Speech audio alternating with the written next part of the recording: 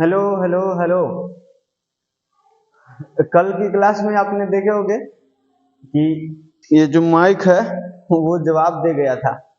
So last के लगभग आधे घंटा भर वीडियोस में आवाज नहीं है। तो क्या क्या मैंने पढ़ाए थे वो चीज आपको समझ में आया था क्या बिना आवाज के? समझ में आया था?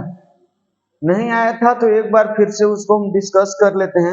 यार यही होता है ना, कई बार आवाज चला जाता है और आप लोग तो लाइव हो नहीं कि आप बताओगे, और हम जब पढ़ाने लगते हैं तो एक फ्लो बन जाता है, तो फिर उसमें ध्यान ही नहीं रहता है देखने के लिए। तो देखिए, अब हम लोग जितना पढ़े थे उसके आगे बढ़ते हैं। आई थिंक मैं ये प्रॉपर्टी बता रहा था ना, बाइनरी ऑपरेशन की प्रॉपर्टी बता रहा था, जिसको में हम एसोसिएटिव प्रॉपर्टी की चर्चा कर लिए थे। फिर हमने कम्यूटेटिव भी कर ही लिए थे, बस वो एक प्रीवियस ईयर वाला क्वेश्चन कर रहे थे, बिहार बोर्ड का प्रीवियस ईयर वाला क्वेश्चन कर रहे थे। उसमें वहां से आई थिंक गायब हो गया था साउंड। तो देखिए, मैं बता देता हूं फिर से properties of binary operation.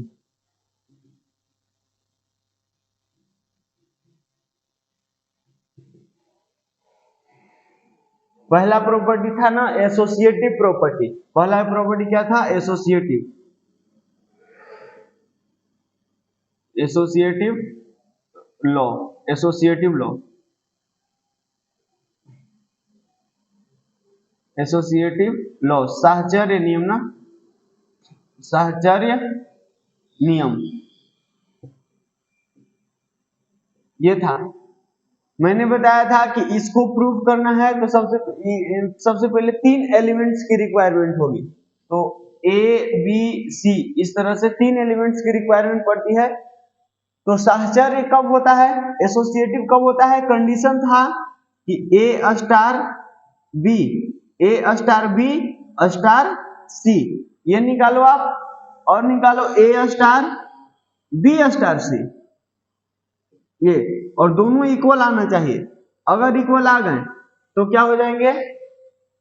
Associative होंगे। तब क्या होंगे? एसोसिएटिव होंगे। और दूसरा मैंने बात करी थी कम्यूटेटिव।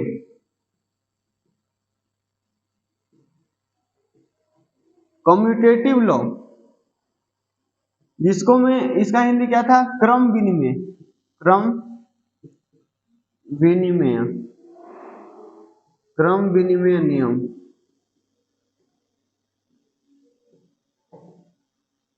तो क्रम विनिमय नियम क्या था? इसको भी मैंने बताया था कि आपको सिर्फ 2 एलिमेंट्स की रिक्वायरमेंट पड़ेगी। ये सिंपल होता है ना, ये सिंपल होता है, ठीक है ना। जिसे इसको में क्या करना होता है? ए स्टार बी निकालना होता है।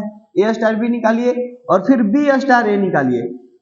मतलब दोनों सेम ही है, बस ए के जगह पर बी को रख दीजिए और बी के जगह पर ए को रख दीजिए। ए के जगह पर बी को, बी के जगह पर ए को, और दोनों अगर बराबर आ गया, इसका आंसर और इसका आंसर दोनों अगर सेम आया, तो हमने बोला कि वो क्रम विनिमय होगा।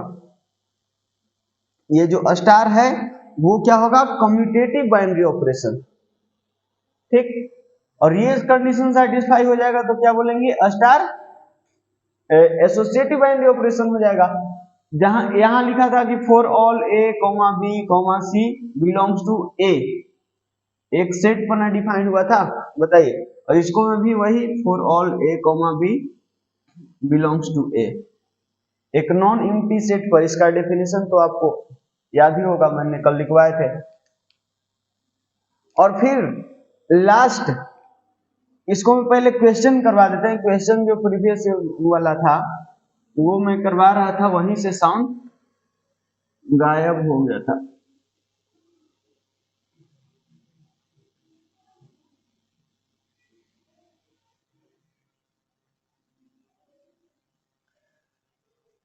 क्वेश्चन था बिहार बोर्ड 2022 का ही क्वेश्चन है, अभी का रिसेंट क्वेश्चन है। उसमें क्या पूछा गया था आपसे? क्वेश्चन कुछ ऐसा था,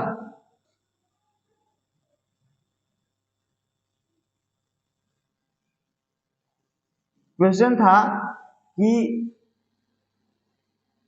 एक ऑपरेशन है, ये इस तरह का ऑपरेशन दे दिया और वो डिफाइंड था r cross r to r में, ठीक। And a operation b equals to दिया हुआ था a cube plus b cube, इस रूप का दिया हुआ था। बोला था कि then operation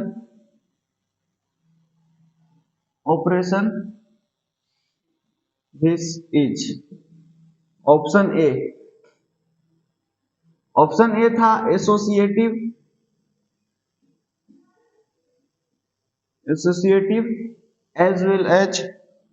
associative as well as commutative।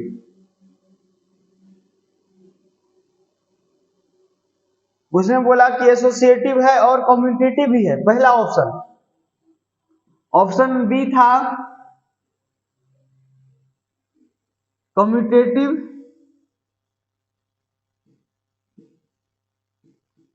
Commutative but not associative.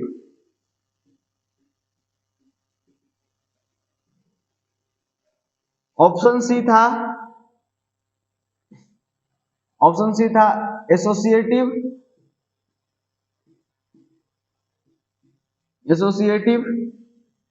But not commutative.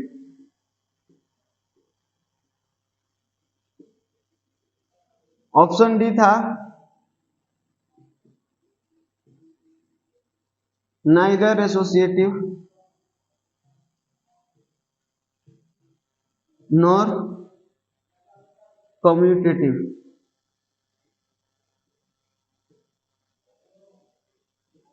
इस तरह का कुछ एक 4 ऑप्शन दिए हुए थे। ऑप्शन ए है कि ये एसोसिएटिव और कम्यूटेटिव दोनों है। ये जो ऑपरेशन दिया हुआ है वो एसोसिएटिव है और कम्यूटेटिव भी है। ये बोल रहा है कि कम्यूटेटिव है तो है लेकिन एसोसिएटिव नहीं है, नॉट एसोसिएटिव। ये है एसोसिएटिव तो है बट नॉट कम्यूटेटिव, मतलब कम्यूटेटिव नहीं है। ये बोल रहा है कि नाइदर एसोसिएटिव नॉर कम्यूटेटिव, ये ना ही एसोसिएटिव है और ना ही कम्यूटेटिव है। तो बताइए इनमें से कौन सा ऑप्शन सही होगा। तो आपको दिख रहा है, ऑप्शन देखने से पता चल रहा है कि सिर्फ आपको एसोसिएटिव और कम्यूटेटिव चेक करना है। तो आपने इसमें से क्या सबसे पहले चेक करना है, एसोसिएटिव चेक करेंगे कि कम्यूटेटिव चेक करेंगे? कम्यूटेटिव चेक करते हैं क्योंकि कम्यूटेटिव चेक करना आसान है। तो अगर कम्यूटेटिव चेक कर लेंगे तो कुछ एक ऑप्शन हमको डिलीट करते आ जाएगा, क्योंकि देखिए ना, कम्यूटेटिव मान लीजिए कि अगर हो गया तो कम्यूटेटिव हो गया तो कम्यूटेटिव कौन कौन ऑप्शन में दिया हुआ है? ये दोनों ऑप्शन में खाली दिया हुआ है कि associative as well as commutative, मतलब ये ऑप्शन बोल रहा है कि हाँ एसोसिएटिव और कम्यूटेटिव भी है। और इसमें क्या है, कम्यूटेटिव है लेकिन एसोसिएटिव नहीं। इसको में बोल रहा है कम्यूटेटिव नहीं, इसको में बोल रहा है कम्यूटेटिव नहीं। समझ में आया ना? तो हमको ये दोनों ऑप्शन डिलीट करते आ जाएगा। अगर कम्यूटेटिव नहीं हुआ तो फिर ये दोनों ऑप्शन डिलीट करते आ जाएगा। अगर कम्यूटेटिव नहीं हुआ तो हम बोलते यहाँ क्या है, कम्यूटेटिव है, यहाँ भी कम्यूटेटिव है, तो ये दोनों ऑप्शन डिलीट करते आ जाएगा। समझ में आया? तो सबसे पहले आपने क्या करना है, ऑप्शन को डिलीट कर दीजिए, जो आसान है उसको पहले चेक कर लीजिए। चेक तो आखिरकार दोनों करना पड़ेगा, ये भी एसोसिएटिव भी चेक करना पड़ेगा और कम्यूटेटिव भी चेक करना पड़ेगा। तो हम सबसे पहले कम्यूटेटिव चेक करते हैं। तो कम्यूटेटिव चेक करने के लिए हम लोग ए स्टार बी निकालते हैं और बी स्टार ए निकालते हैं। अगर दोनों बराबर आ जाएगा, अगर दोनों बराबर आ जाएगा तो हम क्या बोल देंगे कि वो कम्यूटेटिव है। अच्छा, ये यहाँ स्टार लिखा है, आपके क्वेश्चन में कुछ ऐसा दिया हुआ है ऑपरेशन, ठीक। आपके क्वेश्चन में कुछ ऑपरेशन को इस तरह से लिखा है। तो मैंने स्टार्टिंग में ही बताया था कि अलग अलग प्रकार के इस चैप्टर के अंदर ऑपरेशंस दिखेंगे, ठीक है। अगर आपको इसको से दिक्कत हो रहा है तो आप इसकी जगह स्टार भी लिख लीजिए, कोई दिक्कत नहीं है। अगर इसको से आपको दिक्कत हो रहा है तो आप इसकी जगह स्टार लिख लो, क्योंकि आखिरकार ये तो ऑब्जेक्टिव का क्वेश्चन है, तो ये थोड़ी जो जान रहा है कि इसने स्टार कर दिया है। समझ में आया ना? कर सकते हैं, कोई दिक्कत नहीं है। अब देखिए ए स्टार बी निकालेंगे तो कैसे आएगा? ए स्टार बी तो यहाँ इस हिसाब से निकालते हैं। बताइए, यहाँ जो दिया रहता है ए स्टार बी का जो डेफिनेशन या वैल्यू जो भी कह दीजिए, उसके हिसाब से हम लोग निकालते हैं। तो ए स्टार बी क्या है, ए क्यू प्लस बी क्यू। कैसे निकालते हैं ऐसे? ए के स्टार के पहले वाला ए है तो ए का क्यूब कर दिया, फिर स्टार की जगह प्लस कर दिया और बी को क्यूब कर दिया स्टार के बाद वाले को। उसी तरह यहाँ करेंगे इसका क्यूब यानी बी क्यूब, फिर यहाँ प्लस, फिर ए का क्यूब। तो क्या ये दोनों इक्वल है? ए स्टार बी और बी स्टार ए का वैल्यू सेम आ रहा है क्या? हाँ सेम है। ए क्यूब प्लस बी क्यूब बोलिए चाहे बी क्यूब प्लस ए क्यूब बोलिए, एक ही बात होता है ना यार। तो हम यहाँ से बोल देंगे कि ए स्टार बी बराबर बी स्टार ए, इसीलिए कम्यूटेटिव तो है।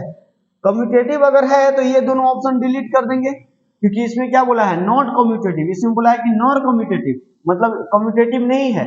ये दोनों ऑप्शन तो डिलीट हो गया। अब देखते हैं एसोसिएटिव चेक कर देंगे।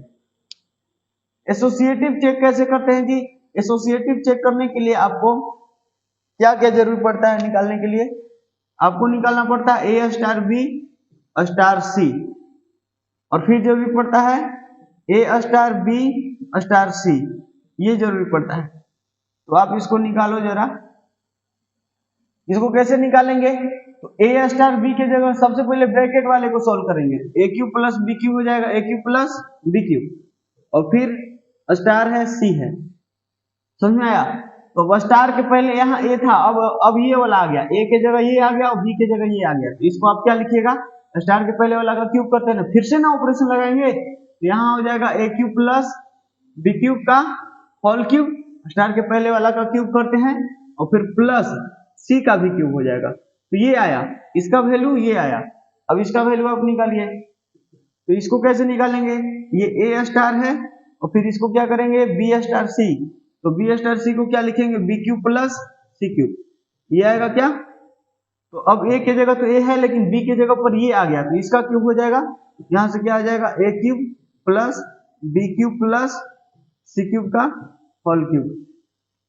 ये समझ में आया क्या? तो यहां से आप देख रहे हो इसका वैल्यू ये आया। तो क्या ये दोनों इक्वल है? जी नहीं, बिल्कुल इक्वल नहीं है, क्योंकि ए क्यूब प्लस बी क्यूब का यहाँ होल क्यूब है, यहाँ B cube plus C cube का होल क्यूब है।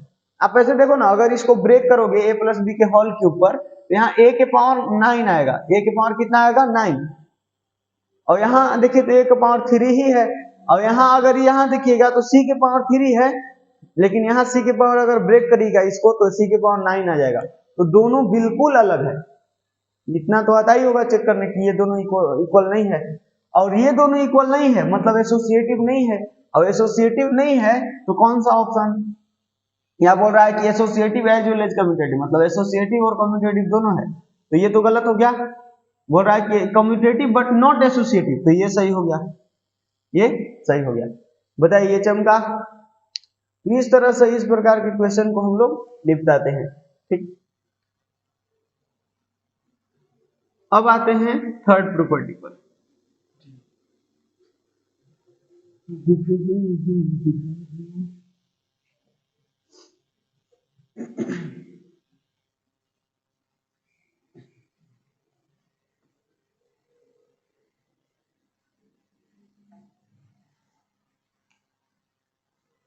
प्रॉपर्टी नंबर थर्ड क्या बताया था मैंने? Distributive law.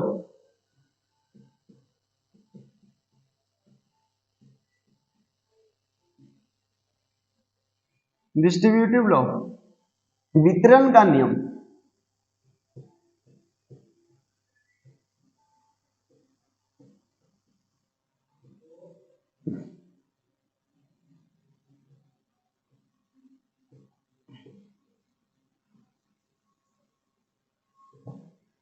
वितरण का नियम जी, बताइए ये क्या होता है?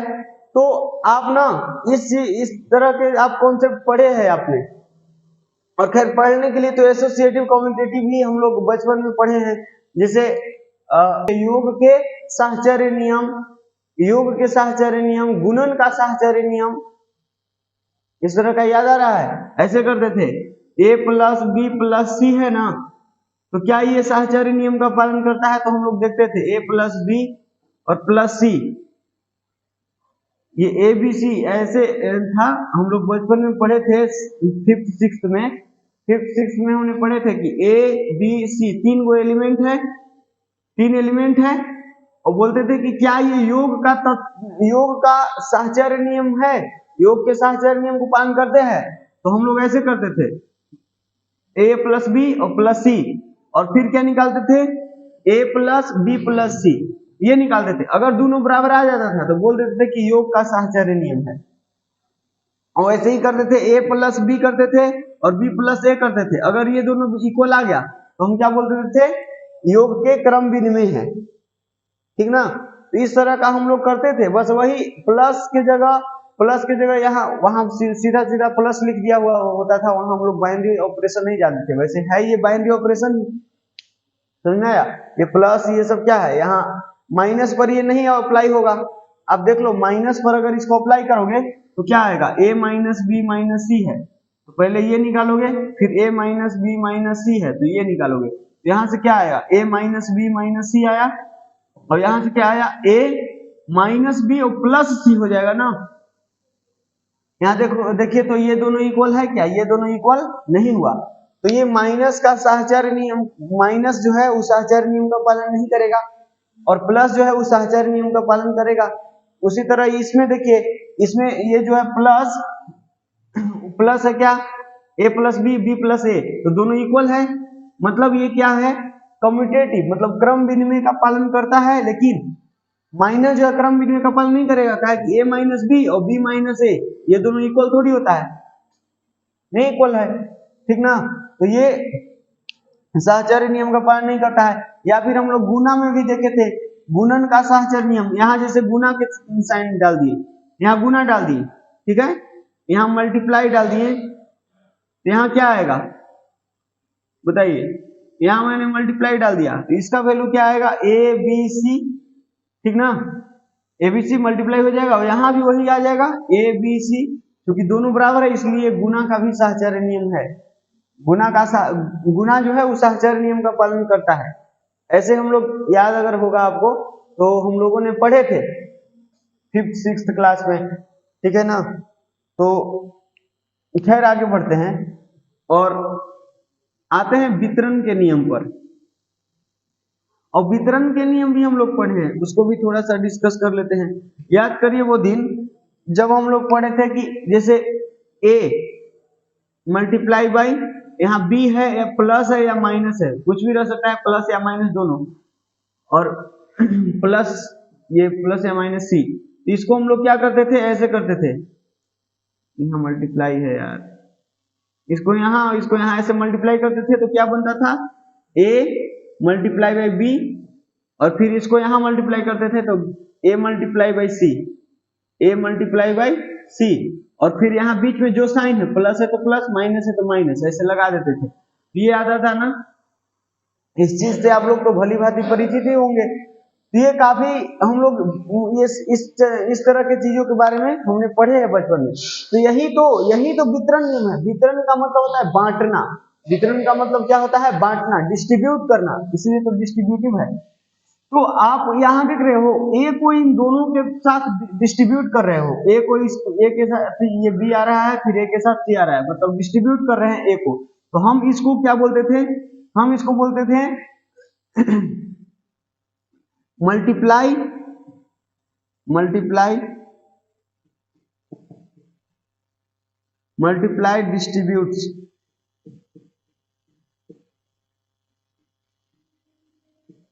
डिस्ट्रीब्यूट्स, ओवर एडिशन और सब्सट्रैक्शन, एडिशन और सब्सट्रैक्शन। ये नहीं दिख रहा है क्या, इसको ही कर देता हूं, एडिशन ओवर एडिशन और subtraction.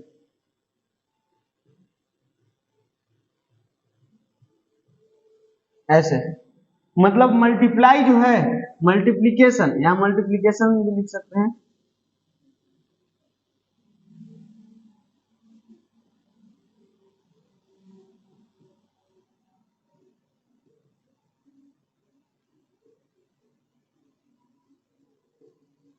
Multiplication distribute over addition और सब्ट्रैक्शन, मतलब गुणन का योग या अंतर पर साहचर्य नियम, गुणन का योग या अंतर पर साहचर्य, सॉरी ये वितरण नियम, गुणन का योग या अंतर पर वितरण का नियम, ऐसे हम लोग पढ़े थे। तो वही चीज यहाँ है, बस यहाँ देख रहे हो ना, यहाँ और यहाँ दोनों सेम ऑपरेशन है, क्या यहाँ मल्टीप्लाई है, लेकिन यहाँ एडिशन या सब्ट्रैक्शन रह सकता है, कोई एक ही लिखेंगे एक बार में, समझ में आया।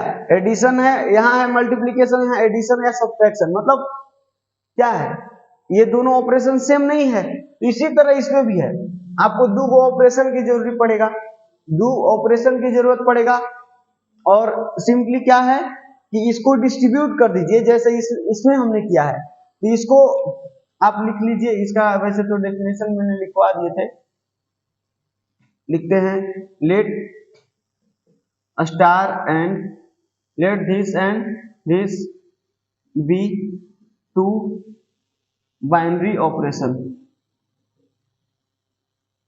Binary operations on a non-empty set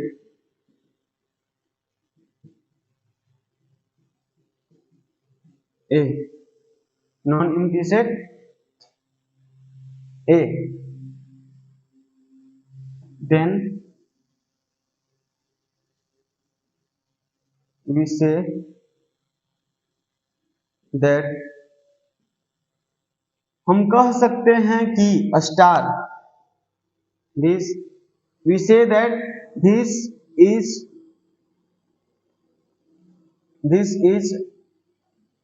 distributive, this is distributive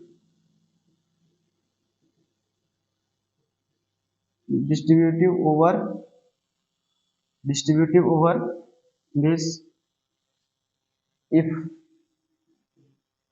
if a star बोल रहा है कि this is distributive over this, over के बाद जो आता है ना वो बीच में आता है, यहां देख रहे हो ना आप, ओवर एडिशन और सब्ट्रैक्शन, तो एडिशन और सब्ट्रैक्शन के ऊपर इसको बांटना है, यहां वाली चीज को इन दोनों के ऊपर बांटना है, समझ में, ऐसे पढ़ते हैं। तो मल्टीप्लीकेशन डिस्ट्रीब्यूट ओवर एडिशन और सब्ट्रैक्शन, तो ओवर के बाद जो है वो बीच में आएगा यहाँ, ठीक। तो यहाँ है ये, इसको हम क्या लिखेंगे, ए स्टार बी और ये, और फिर यहाँ सी, ये तीन एलिमेंट, यहाँ भी तीन एलिमेंट की रिक्वायरमेंट पड़ेगी, ए बी और सी, ये तीन एलिमेंट्स की रिक्वायरमेंट यहाँ भी पड़ेगी, ठीक।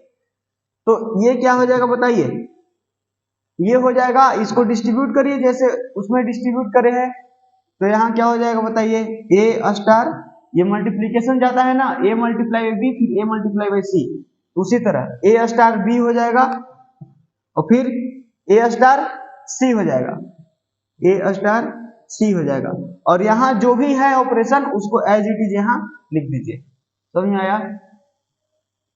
यहाँ जो भी ऑपरेशन है उसको यहाँ एज इट इज लिख दीजिए। तो यही है डिस्ट्रीब्यूटिव लॉ। डिस्ट्रीब्यूटिव लॉ क्या है, अगर इसको ये कंडीशन सिर्फ याद रखना है आपको, ये कंडीशन सिर्फ याद रखना आप, तो इसको हम लोग डिस्ट्रीब्यूटिव बोलते हैं, बस ये तो बचपन का चीज है, ये याद ही है, तो यही तो है, ये समझ में आया। तो ए स्टार बी और ए स्टार सी निकालिए, और जो बीच में ऑपरेशन है उसको एज इट इज चिपका दीजिए, ठीक। एकदम सबसे सटीक एग्जाम्पल यही है, ठीक है ना, यही लिख लीजिए एग्जाम्पल के तौर पर,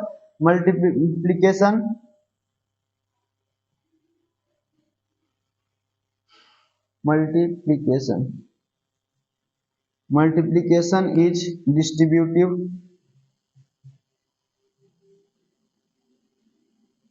डिस्ट्रीब्यूटिव ओवर एडिशन,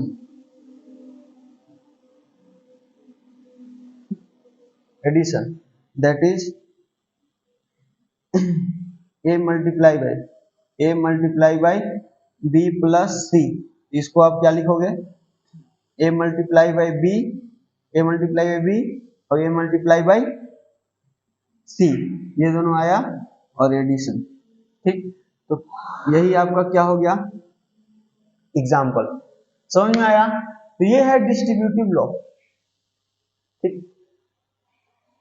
तो यहां तक हमने आपको पढ़ा दिए थे, और आगे पढ़ाने ही वाले थे कि हमको ध्यान पड़ गया माइक के ऊपर, और फिर देखा मैंने कि माइक तो जवाब दे गया है, तो अब हम भी क्लास को बंद करते हैं। अब आगे पढ़ेंगे आइडेंटिटी एलिमेंट।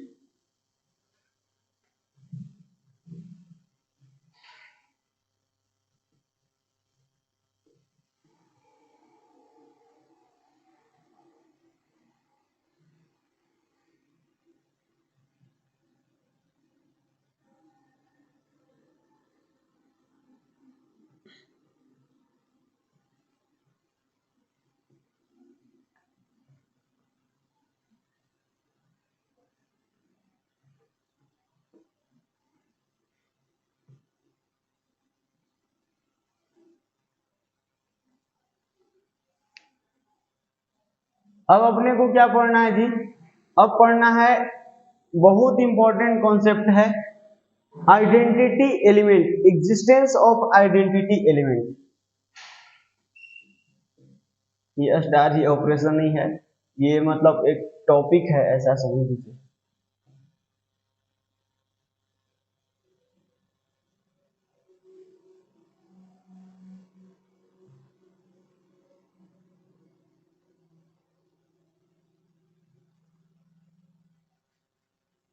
तत्समक अवयव,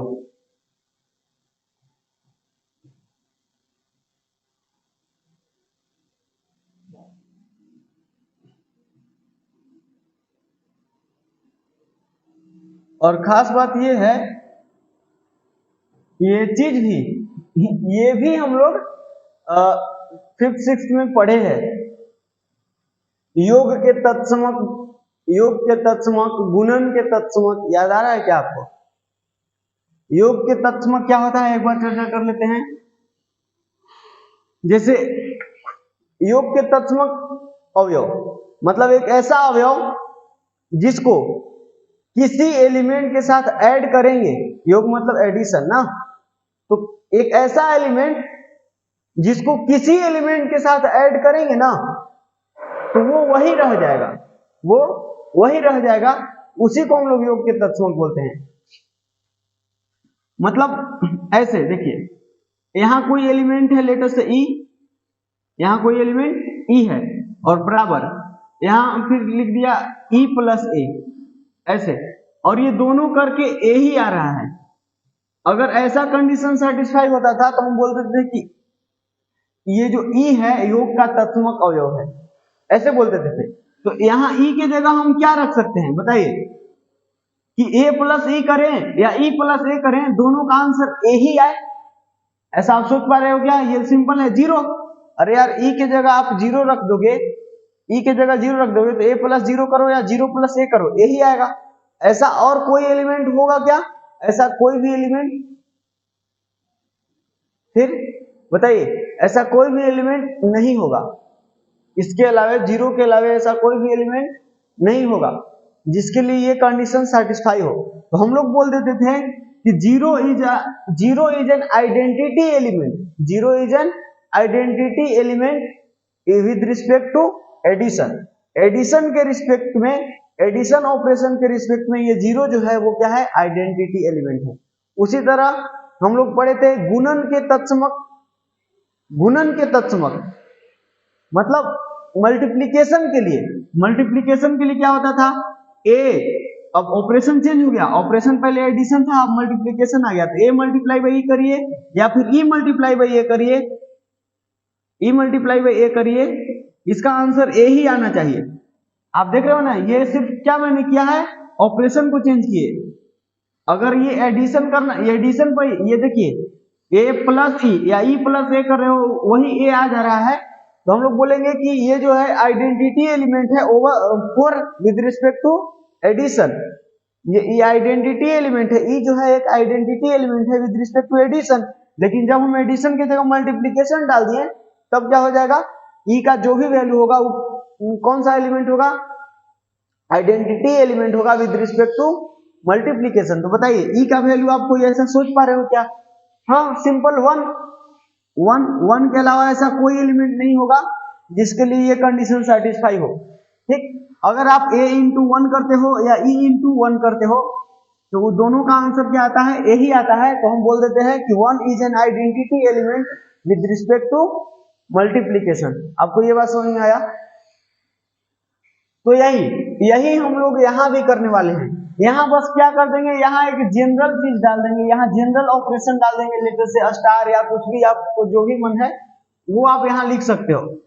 तो हम लोग स्टार ही यूज कर लेते, A star E equal to A star E किया या फिर ई स्टार ए किया, और दोनों का आंसर अगर ए ही आ रहा है, दोनों का आंसर ए ही आ रहा है, तो हम बोल देंगे कि ई क्या है, e is an identity element with respect to star. ठीक, इसको मैं इरेज करके और डेफिनेशन के साथ लिखता हूं।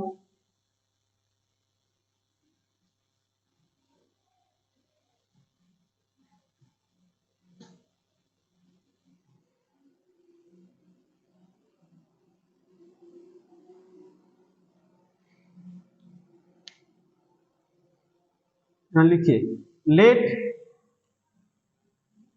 Late star is a binary operation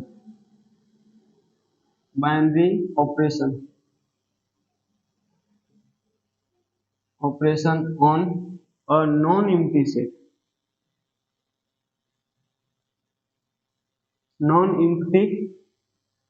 set A. A star is a binary operation on a non-empty set A.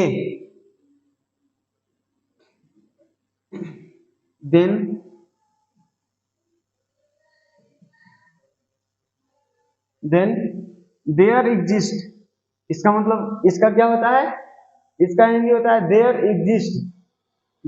exist an element E belongs to A. एक ऐसा एलिमेंट A के अंदर ही आए, there exist E belongs to A for which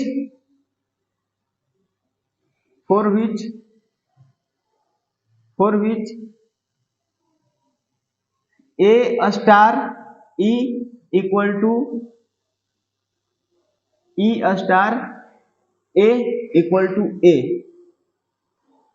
Then E is called an identity element.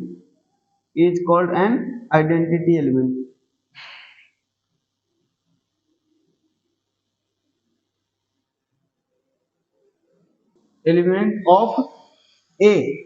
इस A का ये जो set है जिस पर ये बाइनरी ऑपरेशन डिफाइंड है, सेट ए, उसका एक आइडेंटिटी एलिमेंट कहलाएगा विद रिस्पेक्ट टू स्टार के रिस्पेक्ट में ये क्या हो जाएगा, ये एक आइडेंटिटी एलिमेंट हो जाएगा। ठीक, समझ में आया? ये है आपका डेफिनेशन, बस आपको ये चीज निकालना है। ठीक है ना, ये चीज निकालते आएगा तो वो आइडेंटिटी एलिमेंट होगा। ठीक, ये अगर ये निकाले, ए स्टार ई निकाले, ई स्टार ए निकाले और दोनों का वैल्यू यही आ रहा है, तो हम बोल रहे हैं कि आइडेंटिटी एलिमेंट है। ई क्या है, एक आइडेंटिटी एलिमेंट है। सिंपल एग्जाम्पल में वही बचपन वाला एग्जाम्पल ले लेते हैं। जैसे आप देखोगे, यहां देखोगे कि a प्लस 0 करो या फिर 0 प्लस a करो, तो दोनों का आंसर a ही आता है। तो यहां से आप क्या कहोगे, यहां से आप कहोगे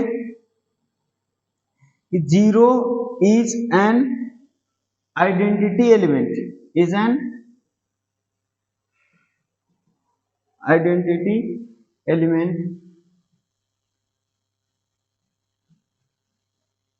0 is an identity element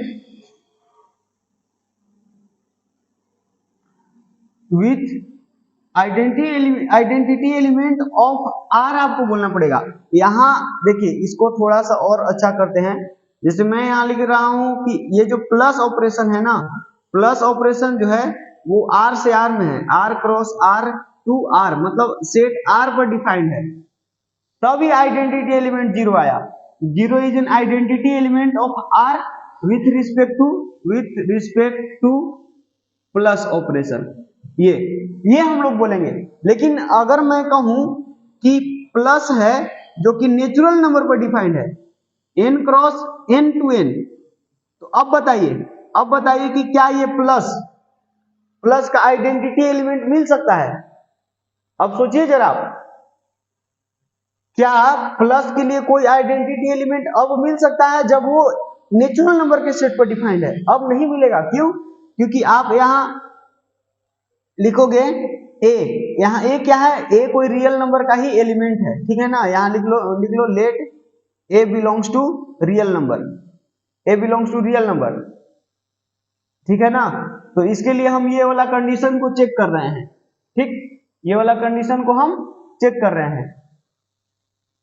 यहां भी आप मेंशन कर लो अगर नहीं है तो, वेयर ए बिलोंग्स टू ए, ठीक है ना, ए बिलोंग्स टू ए, आप इस चीज को मेंशन कर लो। यहाँ मैंने छोड़ दिया था ए, जहाँ ए कहां से उठाना है जी? ए उठाना है, ठीक।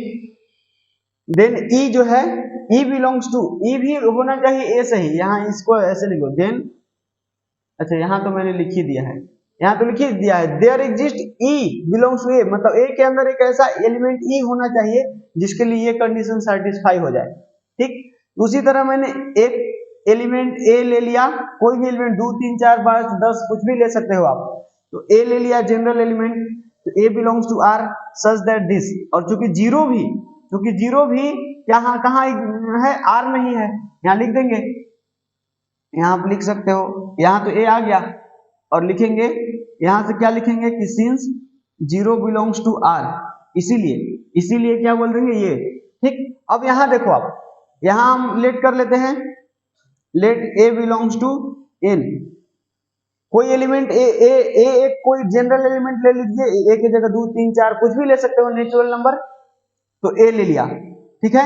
यहां से मैं अब ये कंडीशन को सेटिस्फाई करवाता हूं, ऑपरेशन क्या है? प्लस है, तो अब यहां लिखेंगे ए प्लस यहां क्या लिखें? और बराबर, यहां क्या लिखे? प्लस ए, और बराबर आ जाए ए। ऐसा कोई एलिमेंट मिलेगा क्या? ऐसा कोई एलिमेंट मिलेगा? आप बोलोगे कि जीरो तो होगा नहीं, तो जीरो नेचुरल नंबर थोड़ी है यार।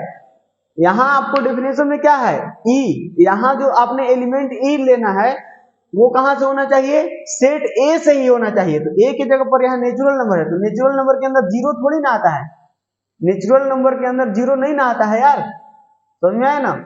तो नहीं होगा, यहां कोई एलिमेंट नहीं मिलेगा, कोई एलिमेंट नहीं मिलेगा, तो हम क्या बोल देंगे? यहां से इस बात को आपने याद रखना है, यहां से मैं इसको लिख देता हूं इरेज करके, ये वाला याद रखना है कि no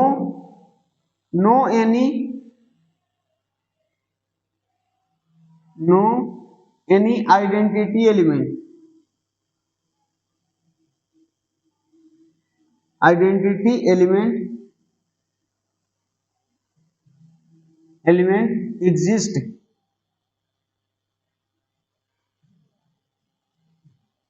exist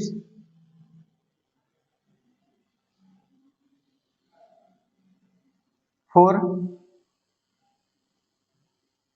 plus operation which defined from ये n cross n to n, ठीक है ना, n cross n to n। No any identity element exist for this, ठीक, इसके लिए कोई आइडेंटिटी एलिमेंट एग्जिस्ट नहीं करता है, ठीक, समझ में आया। तो आपको यहां से क्या पता चला? यहां से ये पता चला, ये जो ऑपरेशन है, हर एक ऑपरेशन के लिए कोई ना कोई आइडेंटिटी एलिमेंट एग्जिस्ट करे ही, ये जरूरी नहीं है। आपने यहां से एक बात को ध्यान रखना है कि हर एक ऑपरेशंस के लिए, हर एक बाइनरी ऑपरेशन के लिए आइडेंटिटी एलिमेंट एग्जिस्ट नहीं करता है, ठीक, हर एक बाइनरी ऑपरेशन के लिए आइडेंटिटी एलिमेंट एग्जिस्ट नहीं करता है। जैसे एग्जांपल और देते हैं हम, अगर मैं ये डिफाइन करता हूं मल्टीप्लिकेशन ऑपरेशन को आर से आर में डिफाइन करता हूं, R cross R to R, R cross R to R. Set R पर मैं मल्टीप्लीकेशन ऑपरेशन को डिफाइन करता हूं, तो बताइए क्या इसका आइडेंटिटी एलिमेंट कुछ होगा? इसका आइडेंटिटी एलिमेंट होगा क्या? तो आप देख लो, यहां से एक एलिमेंट ए लेना है आर से ही, तो आर से एक ले लो आप एलिमेंट, कोई भी एलिमेंट ले सकते हो, तो मैं जनरल एलिमेंट ए ही ले रहा हूं। Let A belongs to R, ले लिया। तो यहां इसीलिए ए स्टार, ए स्टार की जगह मल्टीप्लीकेशन है ना, मल्टीप्लीकेशन। यहां क्या लिखे, यहां क्या लिखे कि ए ही आ जाए, मतलब सेम आ जाए। बताइए, तो 1 बाई ए, सॉरी 1, यहां देखिए यही आ जाए, तो यहां क्या लिखे, 1 लिखना पड़ेगा। बताइए, यही ना है, ए स्टार ए करिए तो ए आना चाहिए, और ई स्टार ए करिए तब पर भी ए ही आना चाहिए। तो ए एक एलिमेंट ले लिया। यहां कोई आर में ऐसा एलिमेंट है, आर में ऐसा कोई एलिमेंट है जिसको से मल्टीप्लाई करने पर ए ही आ जाए? तो हाँ है, आर के अंदर 1 आता है ना, तो है। बताइए, तो इस इतना इक्वल टू आप 1 मल्टीप्लाई में ये करिए, कैसे भी करिए, ए मल्टीप्लाई 1 या 1 मल्टीप्लाई में ये, मतलब ये कंडीशन सेटिस्फाई हो गया, ठीक, इतना। And since 1 belongs to R, R में बिलोंग कर रहा है, समझ में आया ना, आर में बिलोंग कर रहा है, इसीलिए हम क्या बोल देंगे, इसीलिए क्या बोल देंगे, 1 इज एन आइडेंटिटी एलिमेंट। यार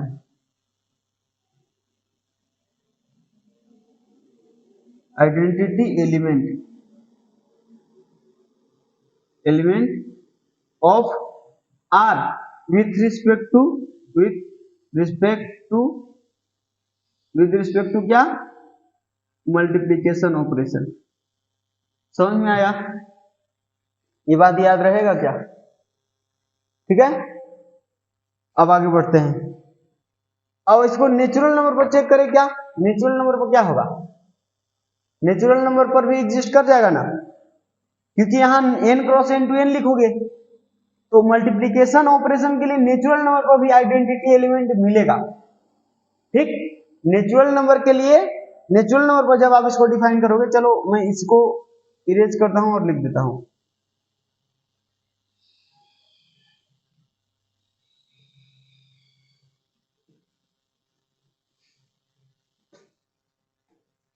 यहां देखना जरा,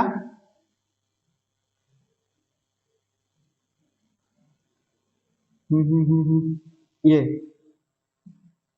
अगर हम ये मल्टीप्लीकेशन ऑपरेशन को डिफाइन करते हैं नेचुरल नंबर के सेट पर, n cross n to n, इसको अगर हम डिफाइन करते हैं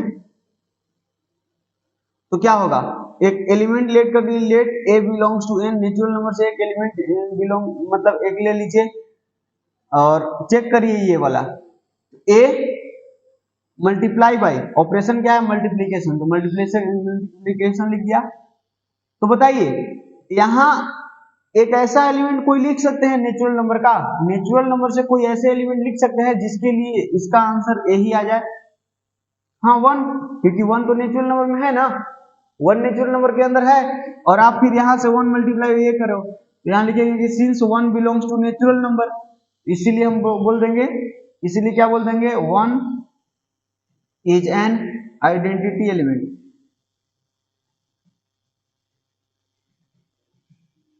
identity element of natural number with respect to क्या, ये मल्टीप्लीकेशन ऑपरेशन। ठीक,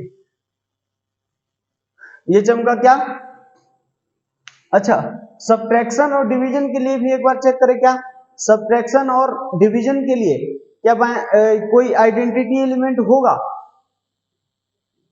बताइए, आप चेक करना जरा, इसको इरेज करते हैं।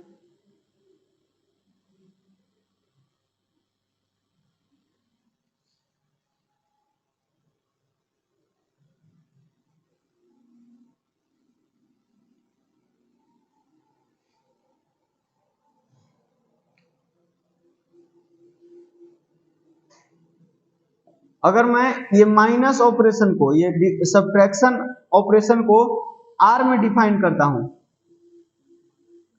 तो बताइए आर से कोई एलिमेंट ए ले लीजिए, ए और फिर ऑपरेशन है माइनस, ठीक। तो बताइए इसका आंसर ए आना चाहिए, या फिर ऐसा करिए कि इसके यहां कोई एलिमेंट रखिए और माइनस करिए और ए इक्वल टू ए आना चाहिए, मतलब दोनों इसका भी वैल्यू देख रहे हो ना, इसका भी वैल्यू ए और इसका वैल्यू ए। यहाँ बताइए ऐसा कोई एलिमेंट यहाँ रख सकते हैं, यहाँ पर कोई ऐसा एलिमेंट रख सकते हैं, मतलब ए में से कोई कुछ ऐसा घटा सकते हैं जो जिसको घटाने पर ए ही आ जाए, बताइए। तो आपको दिमाग में आ जाएगा जीरो, और जीरो आर का एलिमेंट भी है, मतलब आर से ही लिया है मैंने, तो ए माइनस जीरो करेंगे तो ए तो आ गया।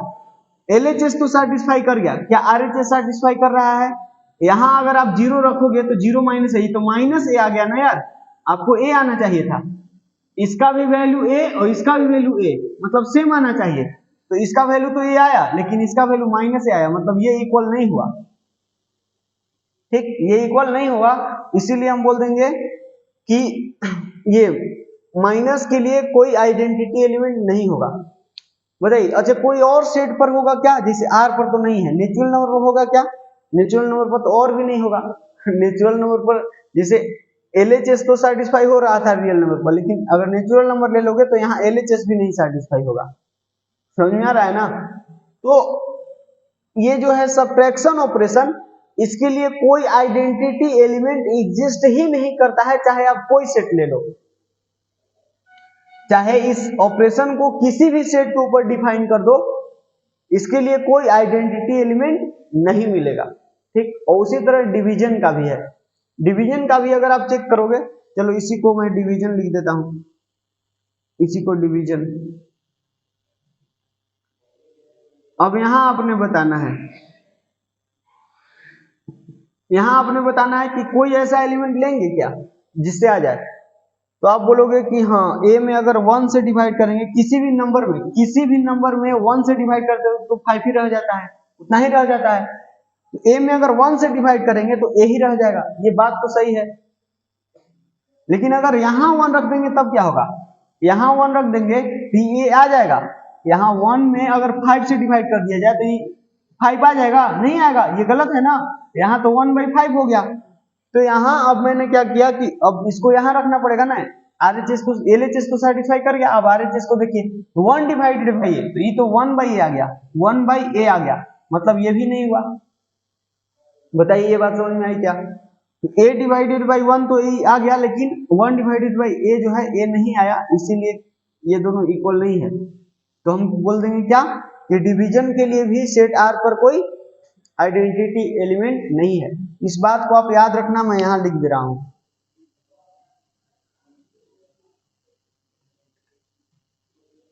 इस बात को आपने याद रखना है,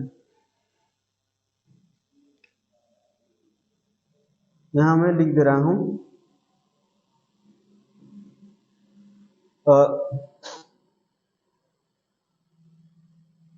नो एनी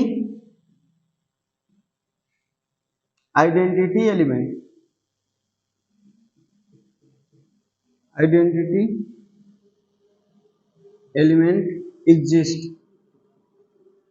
exist for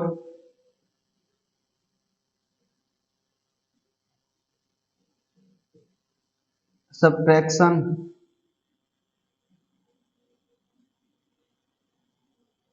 या फिर ऐसे ही लिख दे रहे हैं माइनस एंड ये डिवीजन, ठीक है। इस बात को आपने याद रखना है, ये सब्ट्रैक्शन और डिवीजन के लिए ऑपरेशन यहाँ लिख लीजिए, नीचे लिख देता हूं।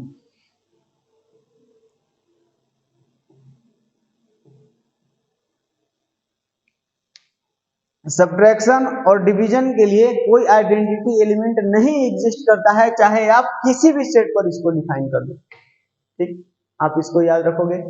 और एडिशन को अगर सेट R पर डिफाइन करें, एडिशन को अगर हम r पर डिफाइन करेंगे तो उसके लिए एक आइडेंटिटी एलिमेंट मिलेगा जो कि क्या होगा 0, और मल्टीप्लिकेशन के लिए क्या होगा r पर 1 होगा। क्या जीरो का ये एडिशन का नेचुरल नंबर के सेट पर आइडेंटिटी एलिमेंट मिलेगा? नहीं, एडिशन का अभी मैंने बताया, अगर ये एडिशन को हम लोग नेचुरल नंबर के सेट पर डिफाइन करते हैं तो इसके लिए हमको आइडेंटिटी एलिमेंट मिलेगा क्या? तो इसको चेक करने के लिए क्या बताया कि लेट कर लीजिए a belongs to n, natural number से कोई एलिमेंट ले लीजिए और चेक करिए कि a प्लस कुछ ऐसा नंबर है जिसको लिए a आ जाए, या फिर उसी नंबर को a के साथ ऐसा कोई नंबर है तो आप बोलिएगा कि 0 नहीं है, a प्लस 0 करेंगे तो a आ जाएगा और 0 प्लस a करेंगे तो a आ जाएगा। ये बात तो सही है, but zero does not belongs to natural number. आपको जो एलिमेंट ई उठाना है वो ए से ही उठाना है जिसके सेट के ऊपर ये ऑपरेशन डिफाइन है, तो ऑपरेशन तो नेचुरल नंबर के सेट पर डिफाइन है, तो क्या ये 0 नेचुरल नंबर का एलिमेंट है? नहीं है, तो हम क्या बोलेंगे, but no 0 does not belongs to n, so 0 is not an identity element, not an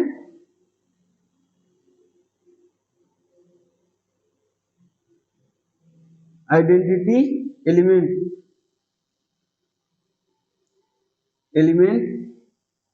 of n with respect to plus. समझ में आया? प्लस के रिस्पेक्ट में नेचुरल नंबर का कोई आइडेंटिटी एलिमेंट नहीं होता है, लेकिन अगर मल्टीप्लिकेशन के रिस्पेक्ट में कहा जाए, मल्टीप्लिकेशन के रिस्पेक्ट में नेचुरल नंबर का एक आइडेंटिटी एलिमेंट होता है 1, आपको पता है, अभी तुरंत मैंने बताया। तो ये रहा आइडेंटिटी एलिमेंट का कॉन्सेप्ट, आपको ये चमका क्या? तो अब हम देखते हैं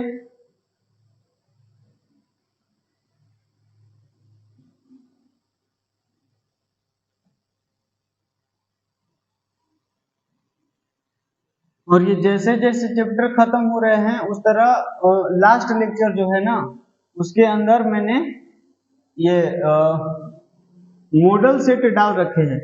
मॉडल सेट में कुछ क्वेश्चंस है उसको करिए, जिससे रिलेशन खत्म हुआ तो रिलेशन का जो लास्ट लेक्चर था लेक्चर 3 उसके डिस्क्रिप्शन बॉक्स में आप देखिएगा तो मॉडल सेट डाला हुआ है, उसके अंदर जो क्वेश्चन है उसको करिए आप लोग, ठीक है ना। और फंक्शन का जो लास्ट लेक्चर था 4th लेक्चर उसमें भी मॉडल सेट डाला हुआ है, और ये भी आज इसको खत्म ही कर देंगे, ये खत्म हो जाएगा तो इसी लेक्चर के डिस्क्रिप्शन में बाइनरी ऑपरेशन का भी मॉडल सेट मिलेगा आपको, और जल्द ही मैं प्रीवियस ईयर क्वेश्चन भी डाल दूंगा, ठीक है ना। प्रीवियस ईयर क्वेश्चन भी डिस्क्रिप्शन बॉक्स में डाल दूंगा जो आपको करने हैं, और फिर PYQ सीरीज में बारी बारी से चैप्टर वाइज डिस्कस कर लेंगे सारे PYQs को, ठीक। अच्छा जी, आइडेंटिटी एलिमेंट तो हम लोगों ने पढ़ लिया, अब आते हैं inverse.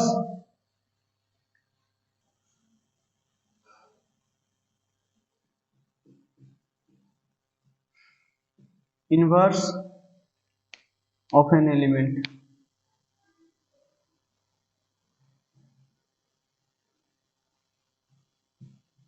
Inverse of an element, इसका हिंदी क्या होगा? अवयव के एक अवयव का प्रतिलोम, एक अवयव का प्रतिलोम।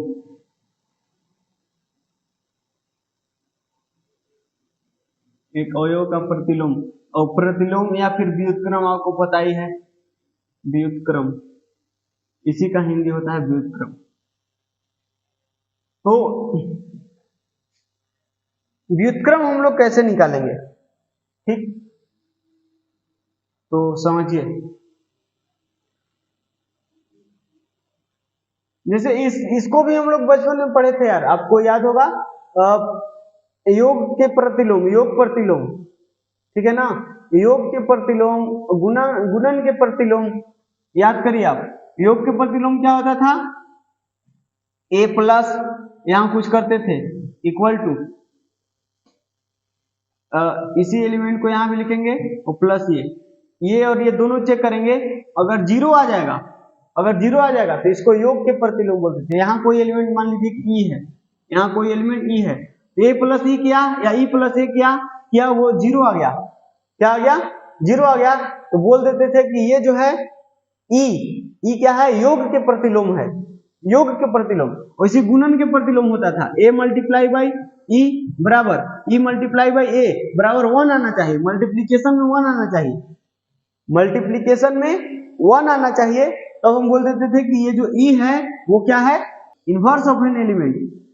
ए के इनवर्स हो जाएगा। ये क्या हो जाएगा? यहां से यहाँ ई बताइए, इसके जगह मैं क्या रखूं? ए के जगह पर क्या रखना होगा? माइनस ए रखना होगा कि नहीं? तभी तो जीरो बनेगा। ये भी जीरो बनना चाहिए, ये भी जीरो बनना चाहिए। और इसको में भी माइनस ए रखिएगा। आप यहाँ माइनस ए रखे तो यहाँ भी वही रखना पड़ेगा ना, क्योंकि दोनों एक सेम एलिमेंट पर चेक करना है। ये जीरो आ जाएगा। क्या जीरो आ जाएगा? तो हम बोल देंगे कि minus A is inverse of A, या फिर ऐसा कर लीजिए कि ए का जो इनवर्स है वो क्या है? माइनस ए इनवर्स बराबर क्या है? माइनस ए। समझ में आया? उसी तरह इसको चेक करते हैं मल्टीप्लीकेशन के लिए। ए मल्टीप्लाई बाई ई बराबर ई मल्टीप्लाई बाई ए बराबर 1 आना चाहिए। तो क्या हो सकता है? यहाँ ई के जगह क्या सोच पा रहे हो आप लोग? 1 बाई ए सोच पा रहे हो क्या? 1 by A 1 by A 1 by A, तो ए से ए खत्म हो जाएगा तो 1 बच जाएगा, और यहाँ भी ए से ए खत्म हो जाएगा और ये 1 आ जाएगा। जहां मतलब ए नॉट इक्वल टू 0 होना चाहिए, ए 0 नहीं होना चाहिए। ये चीज आपको मेंशन करना पड़ेगा। ठीक, बताइए। तो इसमें 1 आ जाएगा, मतलब हम क्या बोलेंगे कि 1 by A is inverse of A, या फिर इसको ऐसे बोल सकते हैं कि ए इनवर्स बराबर 1 बाई ए इनवर्स बराबर 1 by a with respect to multiplication operation, और ए इनवर्स बराबर minus a with respect to addition operation. ठीक, ये बात समझ में आया? तो इस तरह से हम लोग यहां भी डिफाइन करेंगे। यहां भी यही चीज डिफाइन करना है आपको। ए स्टार ई निकालना है और ई स्टार ए निकालना है, बराबर ई आना चाहिए। आप देख रहे हो क्या यहाँ क्या आ रहा है?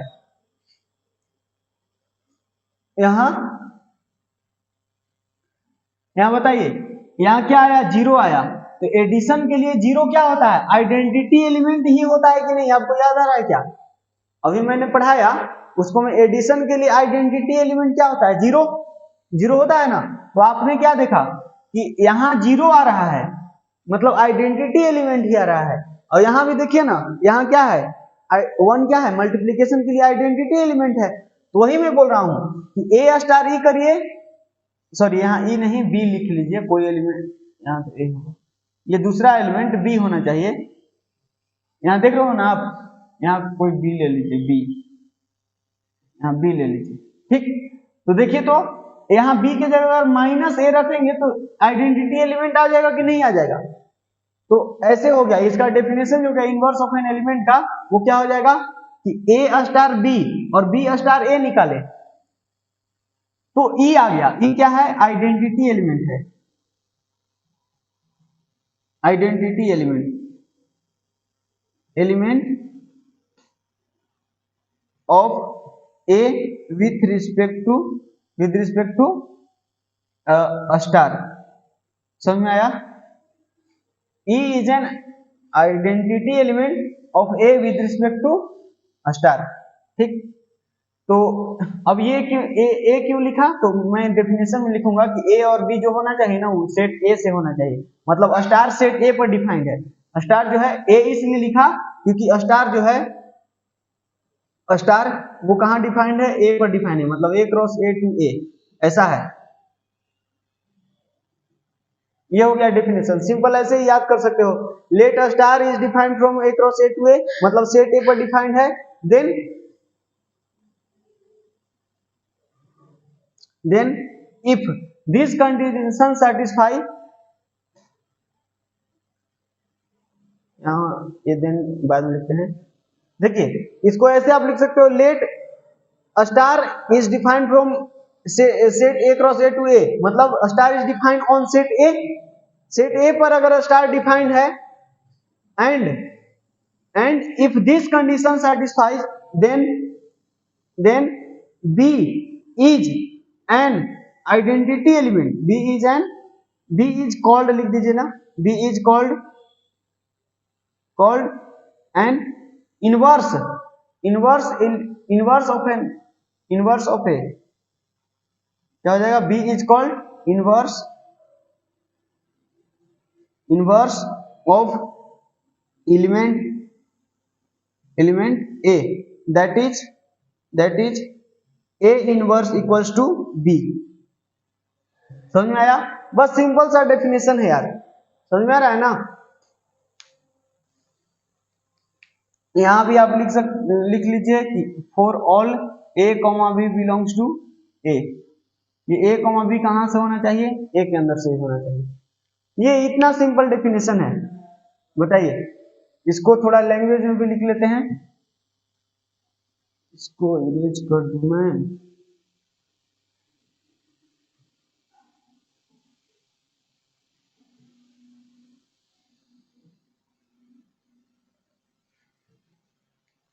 ये डेफिनेशन है, बस इतना।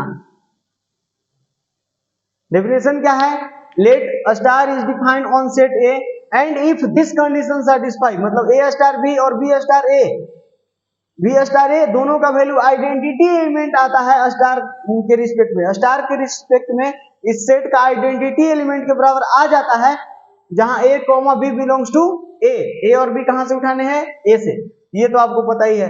देन ये जो बी है वही इनवर्स कहलाता है ए का, मतलब ए इनवर्स बराबर हो जाएगा बी। समझ में आया? ये डेफिनेशन है। आप इसको लिख भी सकते हो, let star is a binary operation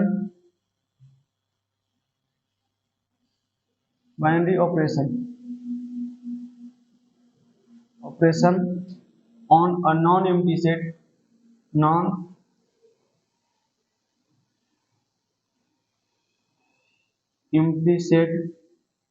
A and there exists element B belongs to A such that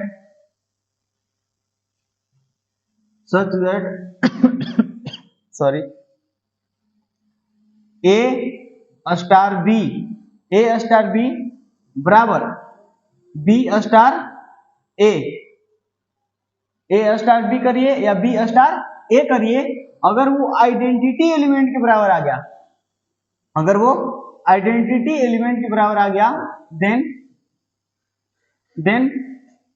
then A is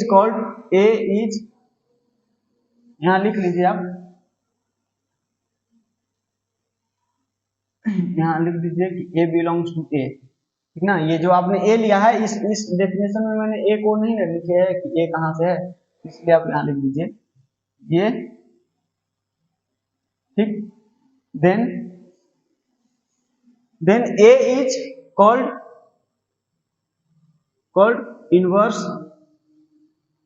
inverse of,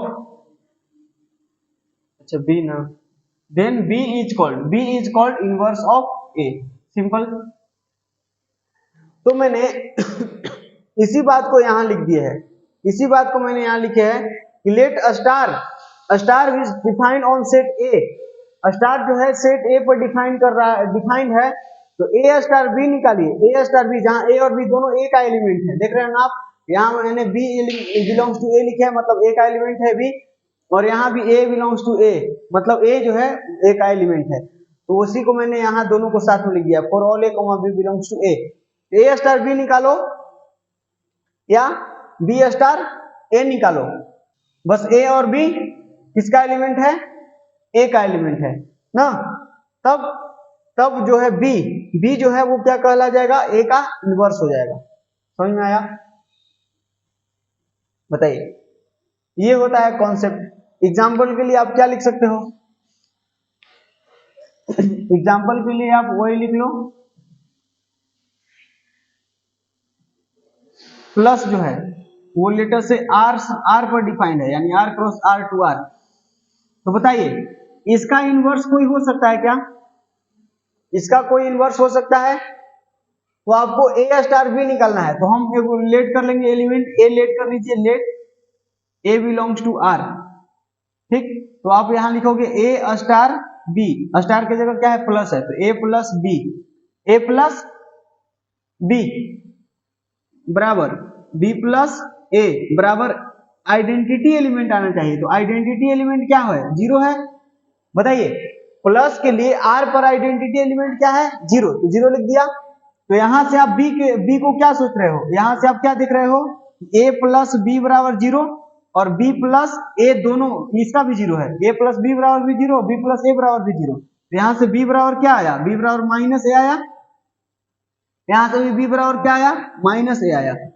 मतलब अगर बी की जगह माइनस ए आप रखोगे, माइनस ए आप रखोगे, माइनस ए रखो आप, बी की जगह माइनस ए रखोगे तो ये जीरो आ जाएगा, और यहां भी माइनस ए रखोगे तो जीरो आ जाएगा। समझ में आया? और लिखेंगे कि since minus a belongs to R, minus a belongs to R, इसीलिए माइनस ए इज इनवर्स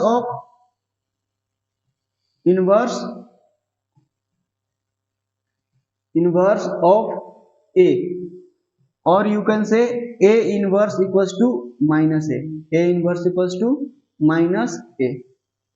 ये चमका क्या? बताइए अगर हम इस प्लस को नेचुरल नंबर पर डिफाइन करेंगे तो क्या हमको इनवर्स एलिमेंट मिलेगा? नहीं ना मिलेगा, क्योंकि आप अगर नेचुरल नंबर पर डिफाइन करोगे तो यहाँ जो b है, b का तो हमेशा वैल्यू माइनस ए आएगा। तो माइनस ए नेचुरल नंबर का एलिमेंट है ही नहीं। नेचुरल नंबर का एलिमेंट निगेटिव थोड़े होता है, नेचुरल नंबर का एलिमेंट तो 1 2 3 4 5 ये सब होता है, निगेटिव नहीं होता है ना। तो नेचुरल नंबर के सेट पर अगर आप प्लस ऑपरेशन को डिफाइन करोगे, एडिशन ऑपरेशन को डिफाइन करोगे, उस केस में आपको एक भी इनवर्स एलिमेंट नहीं मिलेगा, इनवर्स एक भी एलिमेंट का इनवर्स नहीं होगा। ठीक, एक भी एलिमेंट का इनवर्स नहीं होगा जब इस एडिशन ऑपरेशन को नेचुरल नंबर के ऊपर डिफाइन करोगे। समझ में आया?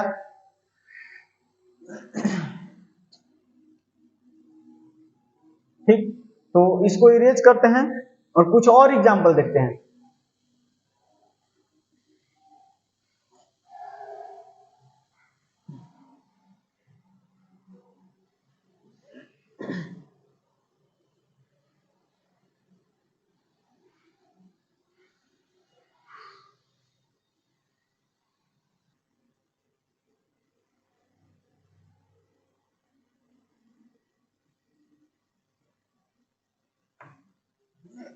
अच्छा, अभी मैंने बोला कि अगर आप प्लस को, यानी धन संक्रिया इसको भी बोलते हैं, इसको धन संक्रिया भी बोलते हैं। ठीक, धन संक्रिया हिंदी में, धन मतलब योग ही होता है। तो इसको अगर हम आर पर डिफाइन करते हैं, इसको अगर हम सेट आर पर डिफाइन करते हैं, तब यहां से हमको क्या पता चलता है कि इनवर्स एलिमेंट एग्जिस्ट करता है। इस केस में इनवर्स एलिमेंट एग्जिस्ट करता है। यहां क्या हो जाएगा, अगर इसको इस प्लस ऑपरेशन को इस पर डिफाइन आर पर डिफाइन करते हैं तो क्या हो जाएगा, inverse of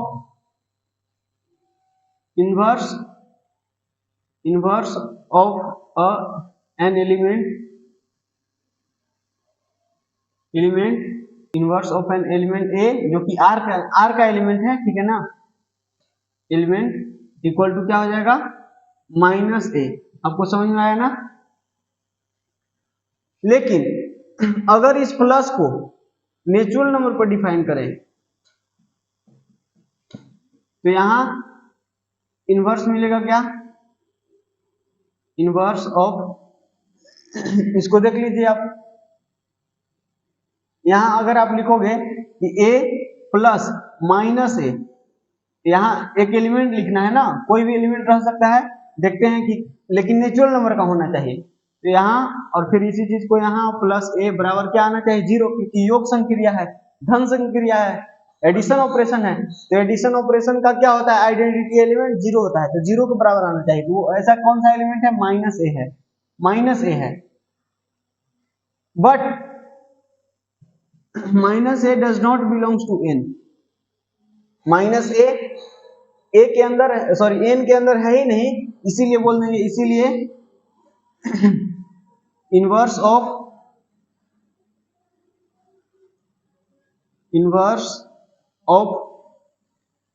an element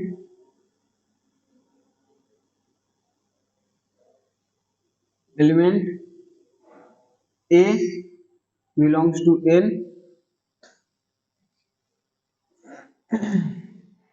does not exist, ठीक, does not exist,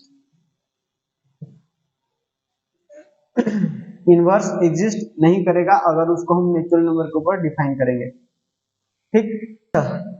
यहां से आपको क्या बात पता चला, आपको यहां से ये पता चला कि किसी भी ऑपरेशन का इनवर्स एग्जिस्ट कर रहा है तो ये जरूरी नहीं है कि हर एक सेट पर उसका इनवर्स एग्जिस्ट करेगा, वो डिपेंड करता है कि वो जो आपने ऑपरेशन की बात कर रहे हैं वो किस सेट पर डिफाइंड है। जैसे ये प्लस जो है धन संक्रिया वो R पर डिफाइंड था तो इसका इनवर्स मिल गया, लेकिन इसी को जब मैंने ये N पर डिफाइन कर दिया तो इनवर्स नहीं मिला। अब मल्टीप्लिकेशन के लिए जरा चेक करते हैं, आपको जो मल्टीप्लिकेशन ऑपरेशन है, मल्टीप्लिकेशन ऑपरेशन इसको में क्या है, अगर इसको हम R पर डिफाइन करते हैं तो क्या इसका इनवर्स मिलेगा।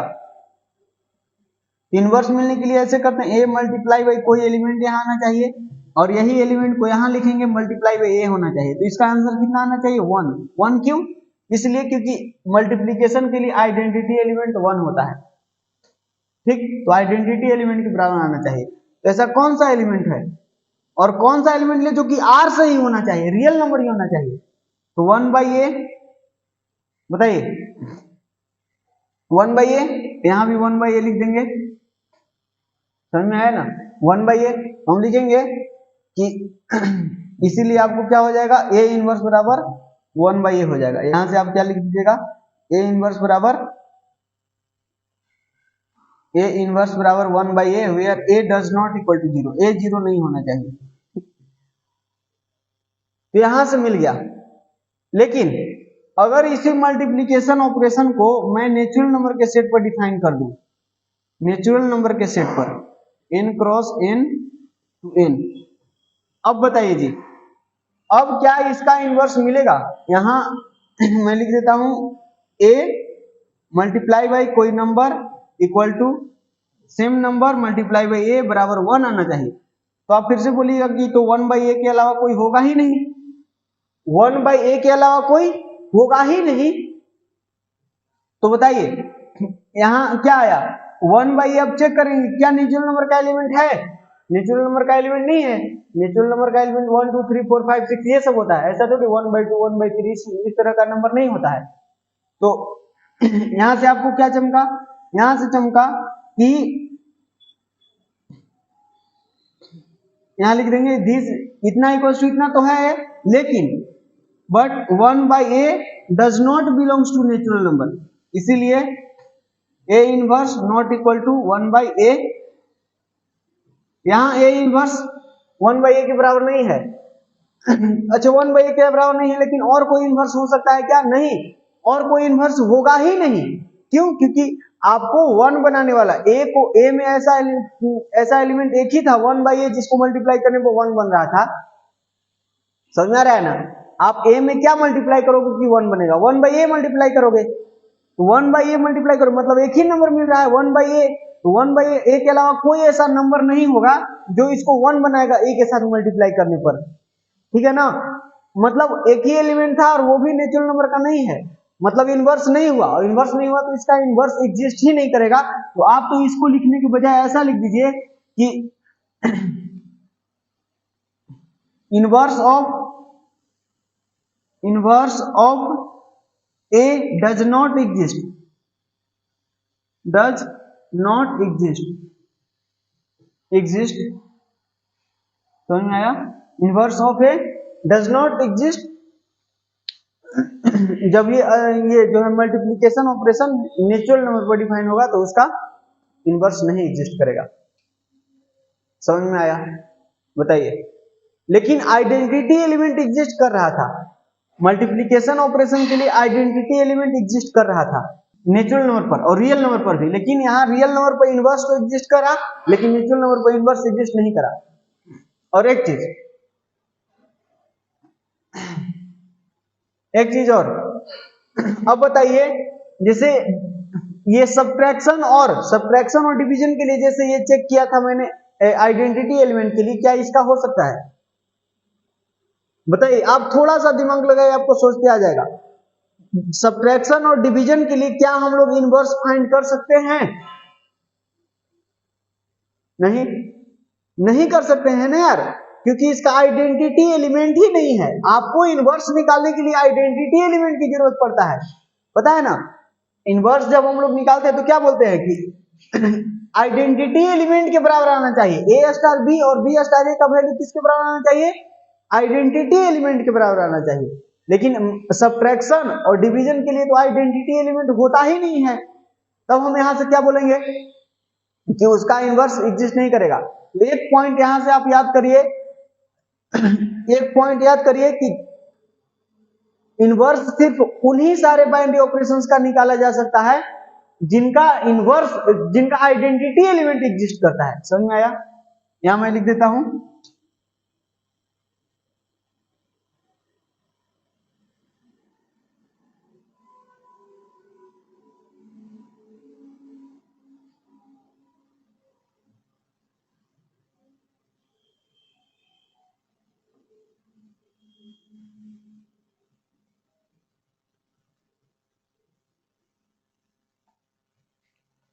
यहां मैं लिख देता हूं एकदम साफ साफ, केवल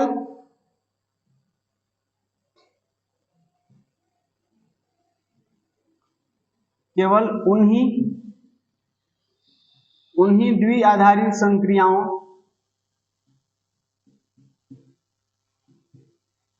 द्विआधारी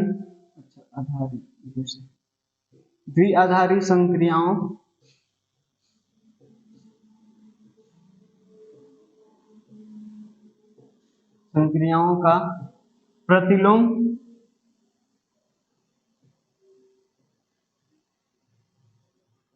का अस्तित्व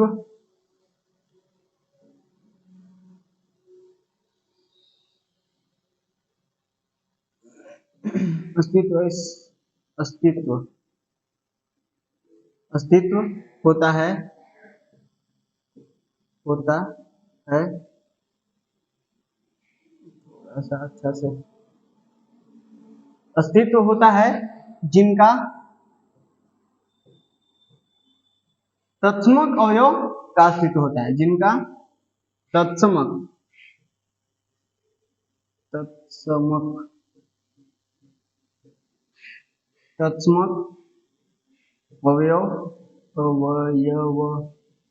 अवयव का अस्तित्व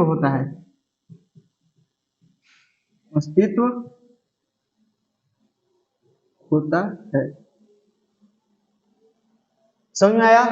इस पॉइंट को आपने याद रखना है। कौन सारे बाइनरी ऑपरेशन का सिर्फ इनवर्स एग्जिस्ट करेगा? जिनका आइडेंटिटी एलिमेंट का अस्तित्व होगा, क्योंकि हमको जब इनवर्स निकालना होता है तो ए स्टार बी और बी स्टार ए को आइडेंटिटी एलिमेंट के बराबर आना पड़ता है। तो वैसे बाइनरी ऑपरेशंस जिनका आइडेंटिटी एलिमेंट है ही नहीं, तो हम क्या बोल देंगे कि उसका इनवर्स नहीं एग्जिस्ट करेगा। यहां से एक चीज और क्या बात आपने नोट करना है कि क्या सारे बाइनरी ऑपरेशंस का इनवर्स निकालना संभव है? बताइए, सारे बाइनरी ऑपरेशंस का इनवर्स निकालना संभव नहीं है। जिनका आइडेंटिटी एलिमेंट एग्जिस्ट करेगा केवल उन्हीं का हम लोग इनवर्स निकाल सकते हैं, और वो भी डिपेंड करता है कि किस सेट के ऊपर वो बाइनरी ऑपरेशन डिफाइन है। जैसे ये ये मल्टीप्लिकेशन ऑपरेशन था, उसका आइडेंटिटी एलिमेंट तो नेचुरल नंबर में मिलता था लेकिन इनवर्स नहीं मिला। आपको अभी मैंने बताया मल्टीप्लिकेशन ऑपरेशन का अगर हम नेचुरल नंबर पर डिफाइन करें, यहाँ से आइडेंटिटी एलिमेंट को हम लोग ई से लिखते हैं। ई बराबर क्या मिलता था 1 नेचुरल नंबर को मिलता था, लेकिन इसका इनवर्स एग्जिस्ट किया क्या? नहीं। तो यहां से आप ये भी आप नोट कर लो, एक बात आप भी यहां से भी नोट करो कि अगर किसी बाइनरी ऑपरेशन का आइडेंटिटी एलिमेंट एग्जिस्ट कर रहा है तो ऐसा जरूरी नहीं है कि उसका इनवर्स भी एग्जिस्ट करेगा। आपको देखना पड़ेगा कि एग्जिस्ट कर रहा है कि नहीं कर रहा है, समझ में आया ना? आपको चेक करने पड़ेंगे। तो यहाँ ये आइडेंटिटी एलिमेंट तो था नेचुरल नंबर पर इसके लिए, ठीक ना, लेकिन इनवर्स नहीं मिला। ठीक, ये बात समझ में आया? तो आप इसको भी लिख ही लो, ऐसा जरूरी नहीं है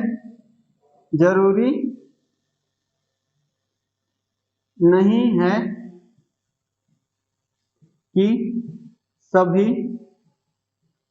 द्विआधारी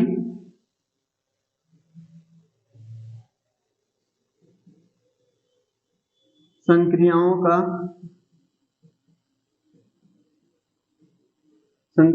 के अवयवों का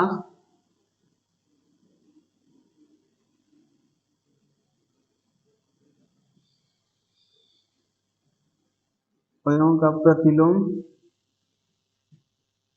का अस्तित्व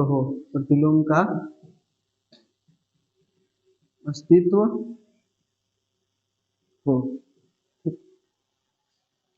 ये बात समझ में आया? अच्छा, एक पॉइंट आप और नोट करो, इफ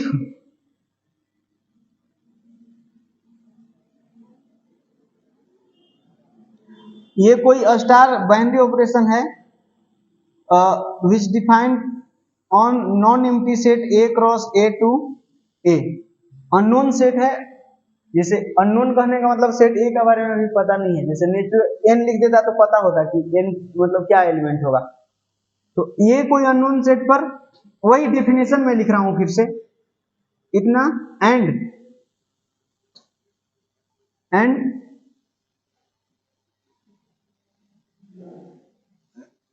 A स्टार B बराबर B स्टार A बराबर E, A स्टार B बराबर B star A equal to E आ रहा है for all A, B belongs to A, then A and B are inverse of each other, inverse of each other, ठीक, that is A inverse बराबर आप B लिख सकते हो या फिर B इनवर्स बराबर A लिख सकते हो। समझ में आया?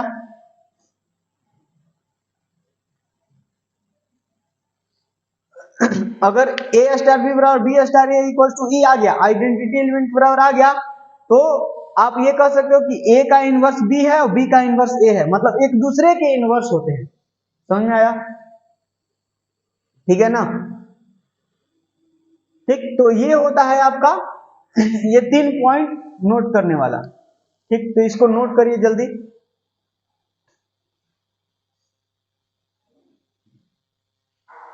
अब हम आगे बढ़ते हैं और वो बात भी आप नोट कर सकते हैं, ये जो सब्ट्रैक्शन है और एडिशन है, सब्ट्रैक्शन और सॉरी डिवीजन के लिए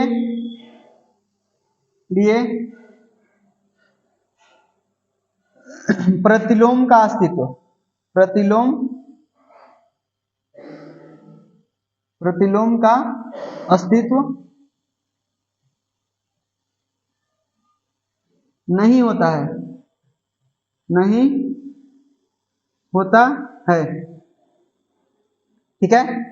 मतलब ये सब्ट्रैक्शन और डिवीजन के लिए इनवर्स ऑफ एन एलिमेंट का कोई अस्तित्व नहीं होता है, मतलब inverse of an element exist नहीं करता है, इनवर्स ऑफ एलिमेंट एग्जिस्ट नहीं करता है फॉर सब्ट्रैक्शन और डिवीजन ऑपरेशन। ठीक, क्यों आप लिख सकते हो, क्योंकि आइडेंटिटी एलिमेंट नहीं है, क्योंकि इनके लिए तत्समक अवयव का अस्तित्व नहीं है, तत्समक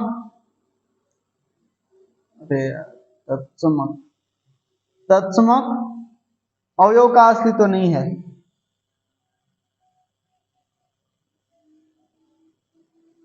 अवयव का अस्तित्व नहीं है।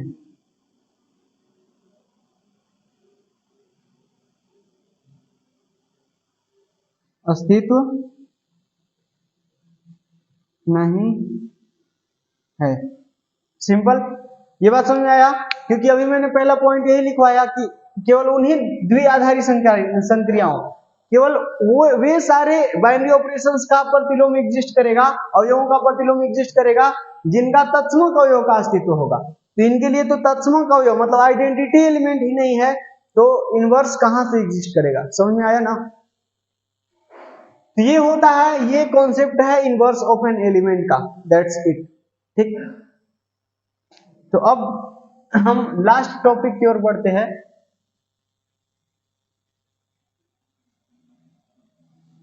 Which is operation table. ये लास्ट टॉपिक है, इसको पढ़ के इस चैप्टर को दी एंड करने वाले हैं।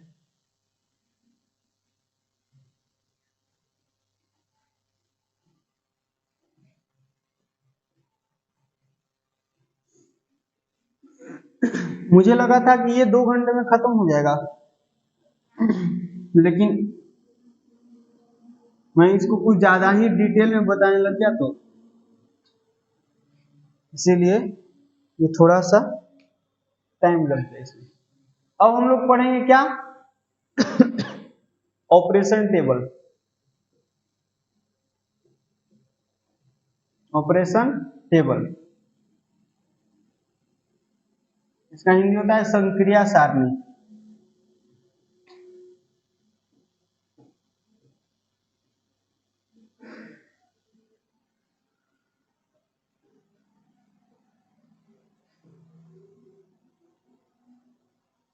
संक्रिया सारणी ये क्या होता है? तो सारणी तो आप लोग जान ही रहे हो, टेबल। टेबल क्या होता है? टेबल कुछ ऐसा इस रूप में ऐसे बनाया हुआ रहता है, ठीक है, यही है। अगर लेकिन जो हम लोग ये संक्रिया सारणी बनाते हैं ना, छोटे छोटे सेट के लिए बनाते हैं, एकदम से बड़ा बड़ा इनफाइनाइट सेट दे दिया, नेचुरल नंबर का सेट दे दिया, तो उसके लिए हम लोग संक्रिया सारणी नहीं बनाते हैं। छोटे छोटे सेट के लिए जिसके अंदर 5 एलिमेंट हो, 6 एलिमेंट हो, 7 एलिमेंट हो, है ना, 3 एलिमेंट हो, 4 एलिमेंट हो, 2 एलिमेंट हो, इस तरह के सेट के लिए हम लोग क्या बनाते हैं? संक्रिया सारणी। बहुत बड़े बड़े सेट के लिए हम लोग संक्रिया सारणी नहीं बनाते हैं। ठीक,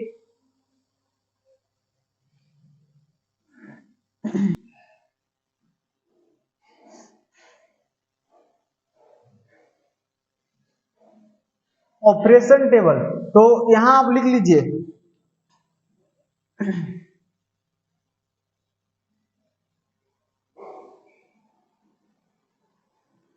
जब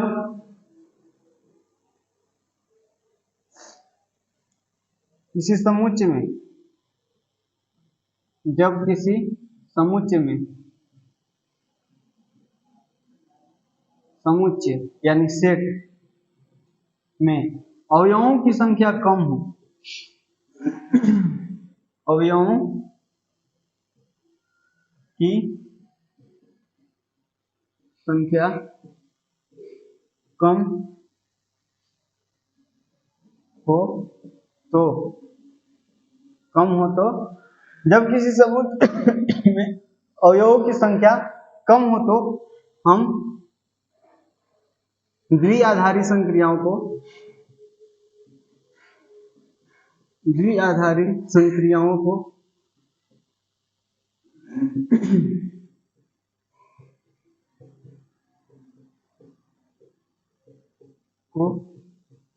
संक्रिया सारणी द्वारा व्यक्त करते हैं। संक्रिया सारणी द्वारा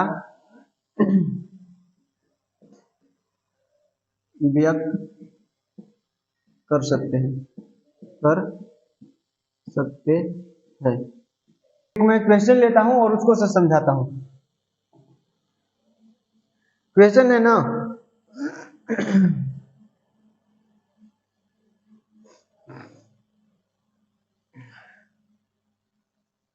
क्वेश्चन है समुच्चय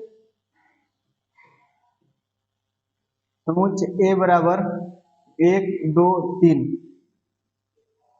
फिर क्या दिया है में ए वेज बी। अच्छा, इसको वेज पढ़ते हैं। दो चीज होता है, एक ऐसे होता है, मैंने स्टार्टिंग में ही बताया था आपको, एक ऐसे होता है एक ऐसे होता है। इसको पढ़ते हैं वेज, BGE वेज, और इसको पढ़ते हैं वी, इसको पढ़ते हैं we, A wedge B.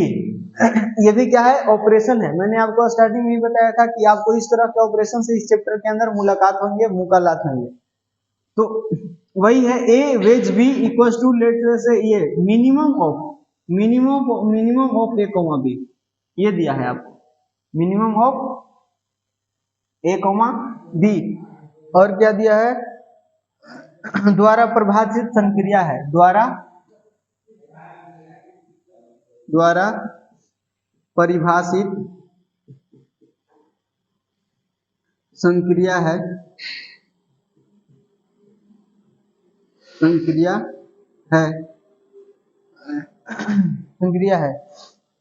Veg के लिए संक्रिया सारणी लिखिए। तो क्या है, संक्रिया वेज के लिए संक्रिया सारणी लिखिए, संक्रिया सारणी लिखिए।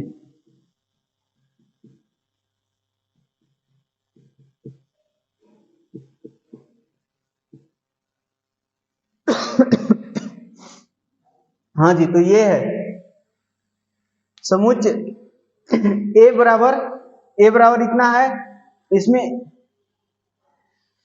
ए वेज बी टाइप का एक द्विआधारी संक्रिया, एक संक्रिया परिभाषित है। तो बताइए कि संक्रिया वेज के लिए संक्रिया सारणी क्या होगा। क्या लिखा, द्वारा परिभाषित द्विआधारी संक्रिया है, इसको द्विआधारी संक्रिया बोल दीजिए, द्विआधारी संक्रिया। आप समझ जाओगे ना, संक्रिया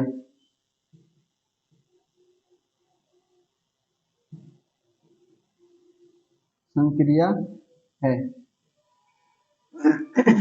ये जो है वेज वो एक द्विआधारी संक्रिया है जो कि इस रूप में डिफाइन है। तो आपको कहा कि इस वेज के लिए ऑपरेशन टेबल बनाइए। तो आपको देखिए क्या करना है, टेबल कैसे बनाना है, सिंपल होता है, ऐसे लिख दिया, यहां ऑपरेशन को लिख दीजिए, जो भी ऑपरेशन है यहां लिख दीजिए। फिर आप क्या करिए, ए में कौन कौन एलिमेंट है, 1 2 3, तो यहाँ 1 लिखिए, यहाँ 2 लिखिए, और यहाँ 3 है तो 3 लिख दीजिए, दैट्स इट। समझ में आया। अब उसी तरह नीचे भी इसी एलिमेंट को लिखिए, 1 लिखिए, फिर 2 लिखिए, एंड देन 3 लिखिए, लिख दिया। अब आपका जो है ये ए वेज बी क्या है, minimum of a comma b. मतलब इसका आंसर क्या होगा, ए और बी में से जो भी मिनिमम होगा, मतलब अगर मैं बोलूं कि मिनिमम ऑफ 2,3, इसमें मिनिमम कौन है, मिनिमम का मतलब आपको समझ में आता है, मिनिमम का मतलब ये कम, 2 और 3 में कम क्या है, 2, इसका आंसर क्या हो जाएगा, 2। समझ में आया। तो उसी तरह आपको ऐसे डायगोनली देखना है, तो 1 और 1 में कम क्या है, कम दोनों बराबर है, तो उसको 1 लिख देंगे, ठीक।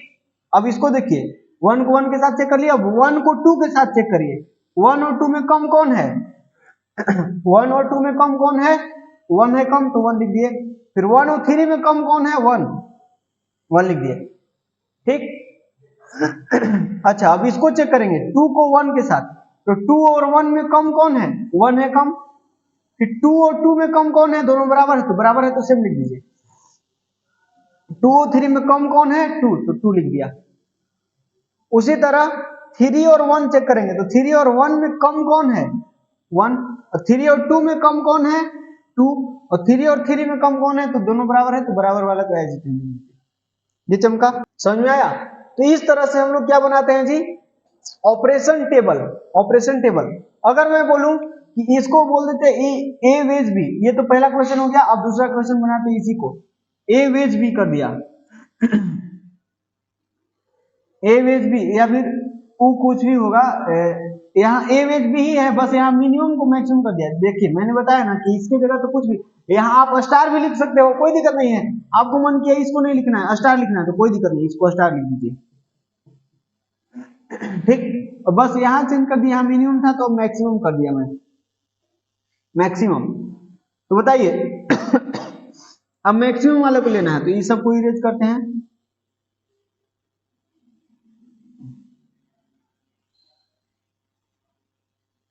आपको ये तो बनाना ही पड़ेगा, यहाँ जो ऑपरेशन है यहाँ लिख दीजिए, और फिर ए में कौन कौन सा एलिमेंट है, इधर और इधर दोनों तरफ लिख दीजिए, 1 2 3 1 2 3 1 2 3, ठीक।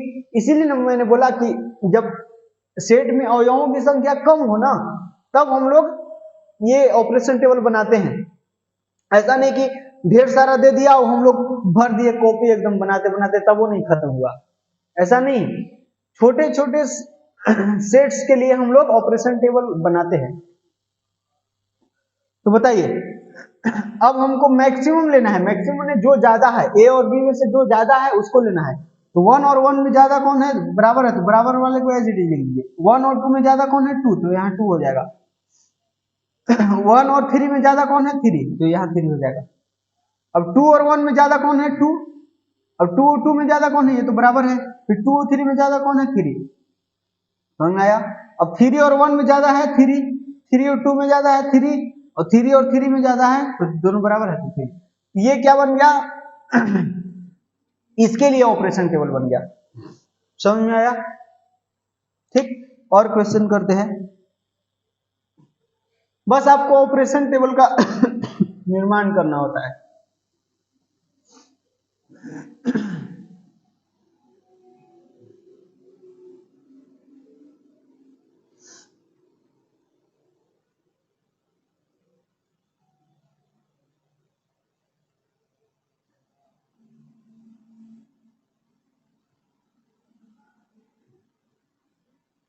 एक क्वेश्चन देता हूं, लेट अस से लेट ए इक्वल टू कोई सेट है 3 4 5 6 एंड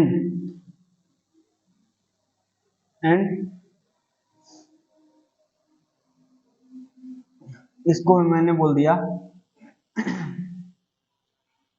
ए वी बी, ऐसे बोल दिया। या फिर इसके जगह आपको स्टार लेना है तो स्टार ले सकते हो, कोई दिक्कत नहीं है। अब इसको मैं डिफाइन कर रहा हूं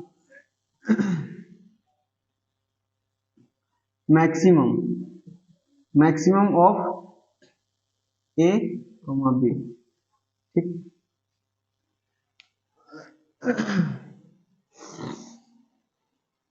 बताइए अब इसके लिए हमको क्या बनाना है, ऑपरेशन टेबल। तो कैसे बनेगा जी, तो आप सबसे पहले यहाँ जो ऑपरेशन है उसको यहाँ लिख दीजिए, वी है तो वी लिख दिया,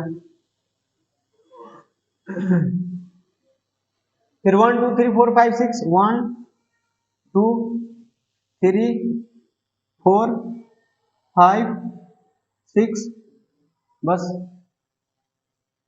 उसी तरह इधर 1 2 3 4 5 6, देख रहे हो ना 6 एलिमेंट आ गया, तो थोड़ा सा मुश्किल पड़ रहा है इतना लाइन पारने में, और भी ज्यादा एलिमेंट हो जाएंगे तो और भी मुश्किल हो जाएगा।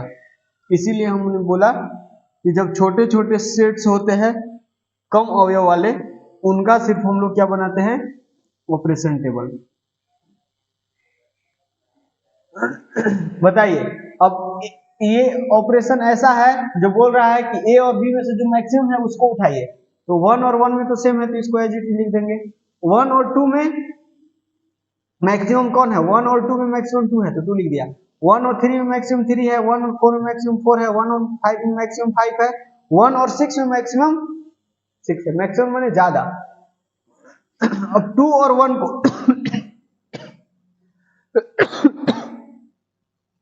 सॉरी देखिए, अब 2 और 1 में ज्यादा कौन है, 2, 2 और 2 में तो ये तो बराबर है, 2 और 3 में 3, 2 4 में 4, 2 5 में 5, 2 6 में 6।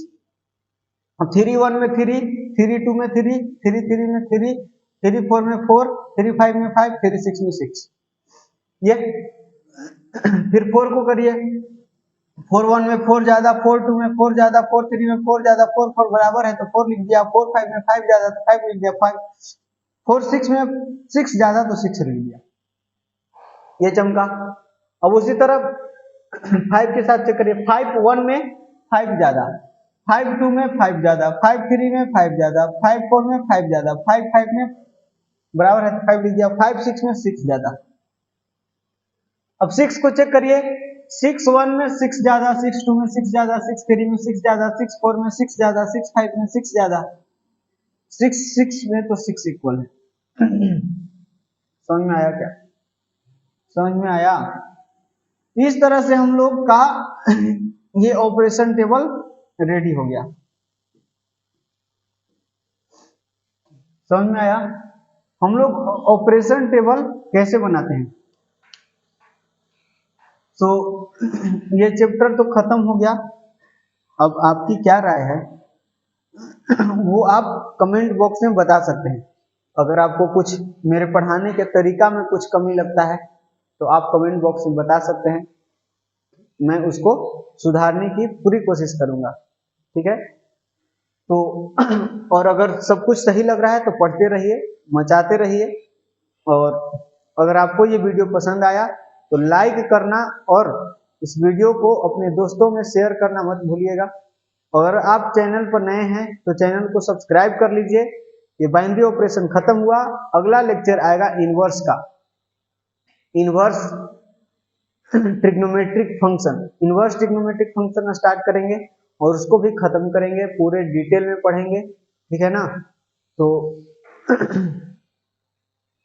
चलिए मिलते हैं इनवर्स वाली क्लास में, तब तक आप लोग पढ़ते रहिए, मचाते रहिए। और हाँ, मॉडल सेट और पीवाईक्यू इसके डिस्क्रिप्शन बॉक्स में मिल जाएगा, आपको करना है जी। मॉडल सेट और पीवाईक्यू आपको डिस्क्रिप्शन बॉक्स में मिल जाएगा, उसको आपने करना है, ठीक। तो बाय।